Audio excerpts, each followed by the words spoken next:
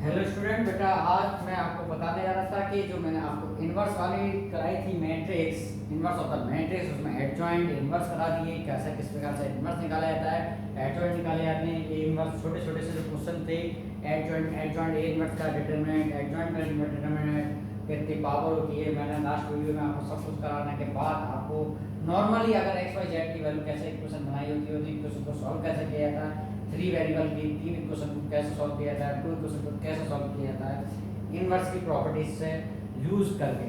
ठीक है कि नहीं? परंतु ये चीज होनी चाहिए कि जो डिटरमिनेंट बन रही है वो नॉन सिंगुलर मैट्रिक्स होना चाहिए।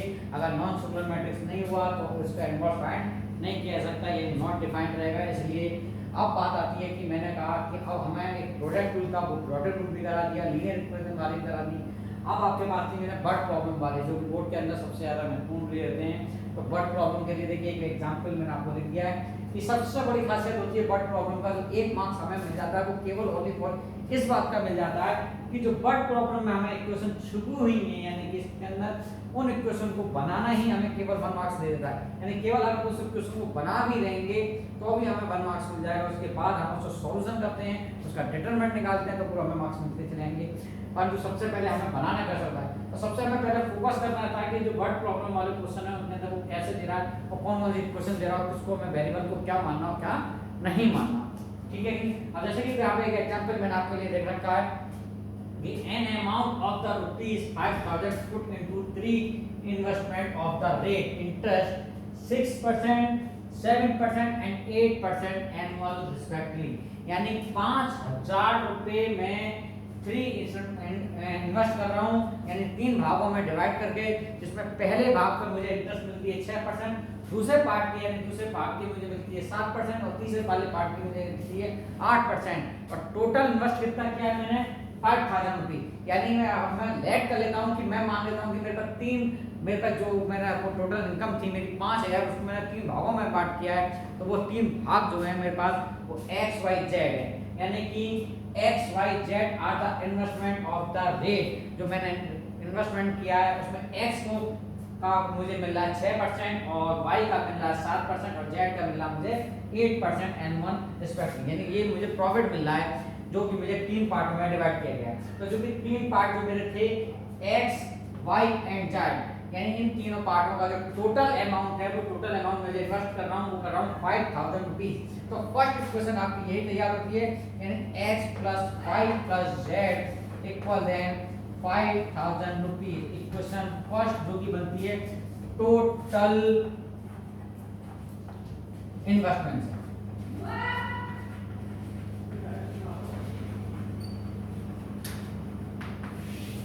ये टोटल इन्वेस्टमेंट है पहली इक्वेशन। दूसरी इक्वेशन जो मैं तैयार कर रहा हूं तो उसमें मैं सबसे पहले निकाल रहा हूं कि प्रॉफिट। तो प्रॉफिट कैसे निकलते आता है, टोटल प्रॉफिट। तो फर्स्ट प्रॉफिट जो मुझे मिल रहा है वो x से मिल रहा है।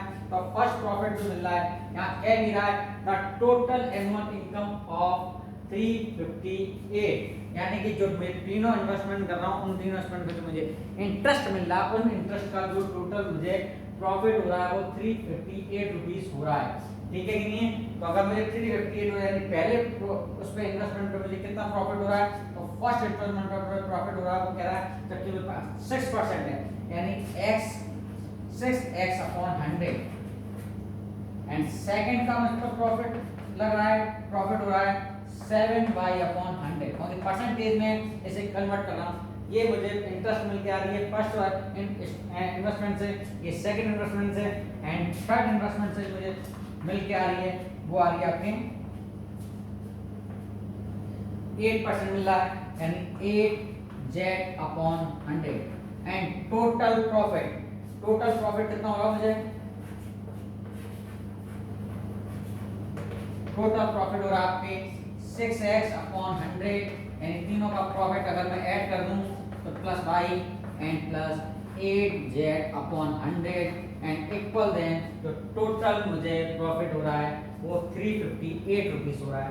तो ये 358 रुपीस, इसका कैलकुलेशन कर लीजिए, नॉर्मल क्वेश्चन बना लीजिए। 6x + 7y and plus 8z equal then 35800। Equation second, equation first find हो गई, इक्वेशन सेकंड फाइंड होगी। क्योंकि इसने 3 वेरिएबल में, तो सीधी सी बात है कि 3 इक्वेशन बनेगी। 2 वेरिएबल में होती तो 2 इक्वेशन बनती, 3 वेरिएबल में तो 3 इक्वेशन। अब थर्ड कंडीशन क्या कह रहा है, if the combined income from the first and two investment is 70 more than income from the third।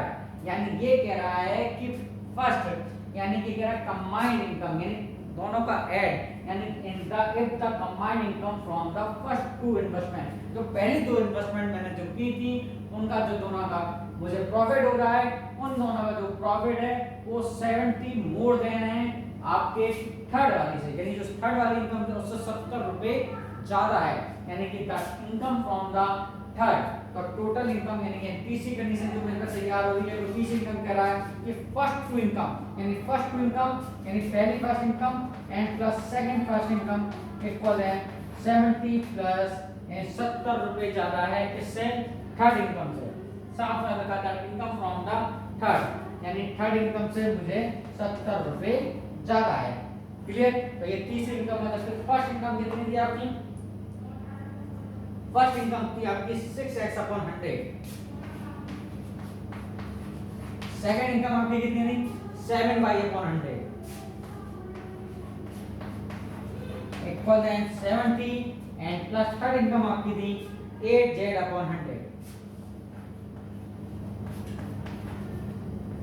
6x plus 7y and minus का 8z, जब इसको तो ले आऊंगा तो तीनों ऐसे मैंने 100 एंड इक्वल एंड 70, तो आपका 6x प्लस 7y माइनस के 8z equal and 7000। Equation number third. Clear.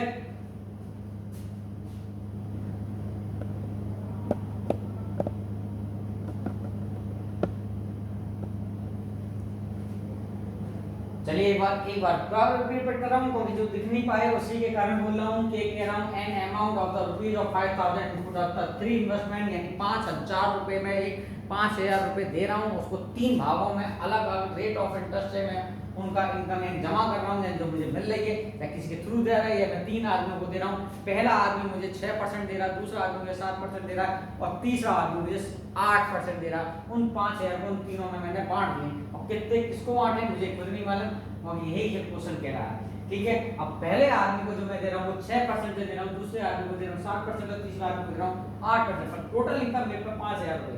तो मैंने ये कहा कि let X Y Z be are the rupees investment of the rate of the interest, यानी जो 3 पार्ट है वो मैंने एक्स वाई जेड में कर दिए और तीनों पार्टों को मैंने पहले पार्ट यानी जो एक्स है वो 6% पे दिया होगा, वाई को मैंने 7% पे और जेड को मैंने 8%। तो जो टोटल इनकम थी वो x + y + z = 5000। Question number first जो आपकी टोटल होगी जो कि आपका टोटल इन्वेस्टमेंट।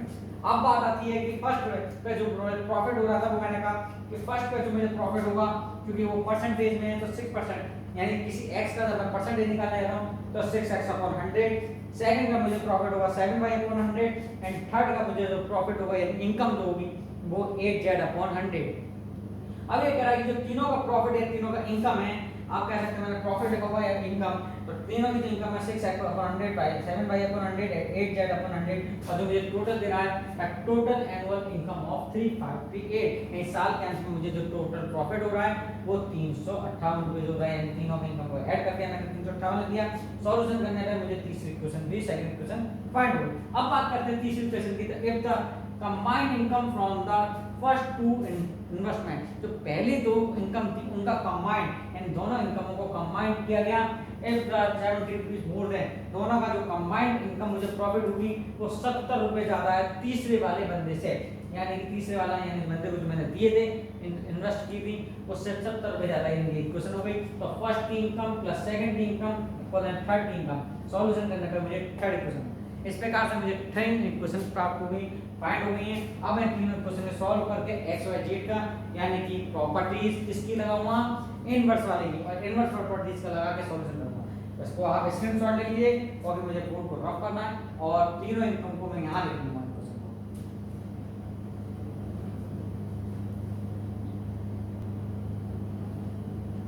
देखिए पहली इक्वेशन है x + y + z and equal then 5000। Second equation आपकी 6x plus 7y plus 8z equal then 358 and double zeros. Third equation है आपकी 6x plus 7y and minus 8z equal then 7000। ये आपकी equation first, ये second and ये third. अब इन तीनों इक्वेशन को सॉल्व करना है। y इसके इनवर्स की प्रॉपर्टीज है, मैट्रिक्स की प्रॉपर्टीज है, using the matrix method. Matrix method क्या कहता है इनवर्स वाला? तो सबसे पहले हमें मैट्रिक्स की फॉर्म में बनाना है, यानी कि x की value 1 1 1 6 7 8 6 7 minus 8 x y z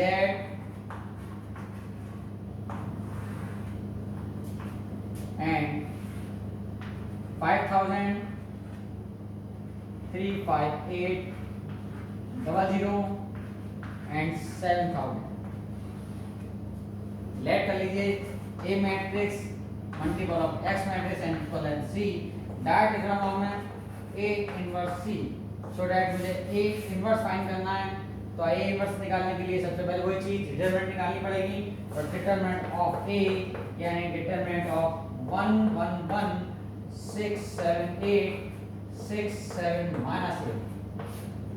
ठीक है, next step,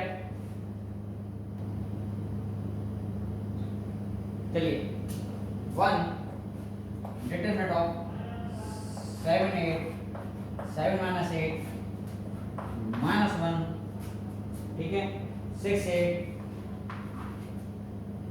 6 minus 8 and plus 1 6 7 6 7। complete the solution। minus 56 minus 56 minus 1 minus 48 minus 48 plus 1 42 minus 42 and 116 negative form and minus minus plus 96 then 20।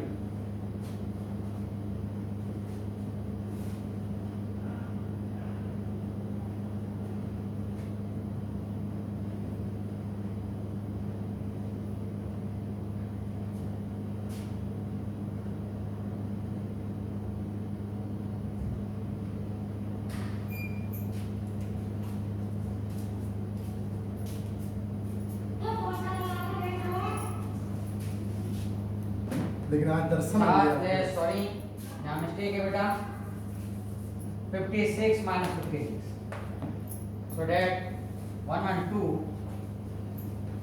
and then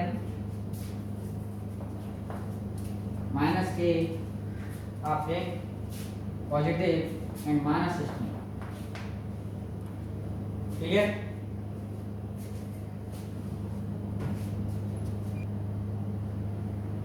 चलिए next, क्योंकि आपको मैं बार बार A inverse form को करा चुका हूं तो कोएफिशिएंट वैल्यू और ए इनवर्स मैं डायरेक्ट लिख रहा हूं।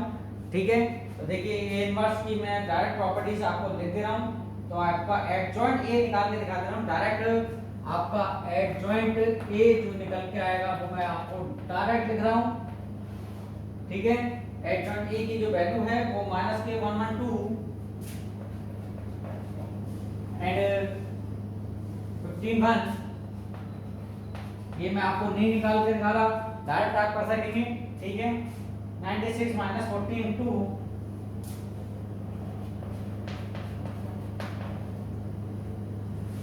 And 0 minus 1 1। ठीक है, तो आपका ए इनवर्स निकल के आएगा, वो बार बार मैं आपको नहीं दिखा रहा। माइनस के 1/16 एंड माइनस के 112 15 1 96 माइनस के 14 माइनस 2 एंड 0 माइनस 1 1। कि आपके पास प्रॉपर्टीज है ए एक्स इक्वल एन यानी X Y Z equal N minus K 1/16 multiple of 1 1 2 minus के 15 1 96 minus 14 minus 2 0 minus 1 1 and multiple of आप इसमें से 100 कॉमन ले सकते हैं तो 100 कॉमन ले लीजिए सॉल्यूशन कंप्लीट करने में आसानी रहेगी आपको 50 और ये आपका 358 और 70 स्क्रीनशॉट लीजिए जिससे मैं रफ कर सकूं।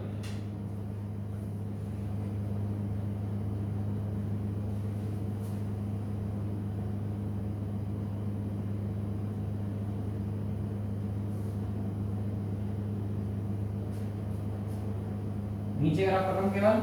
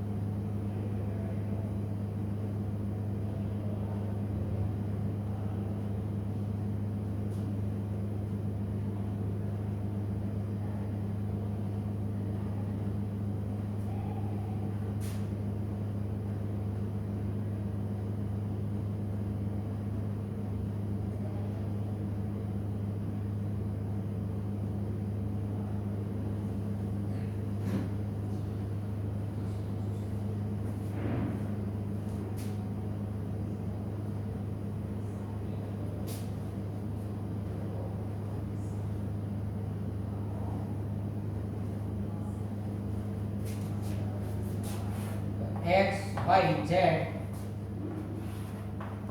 मैं कंप्लीटली सॉल्यूशन डायरेक्ट आपको दिख रहा हूँ कैलकुलेशन नहीं कर रहा तो आपकी 1000 रुपीज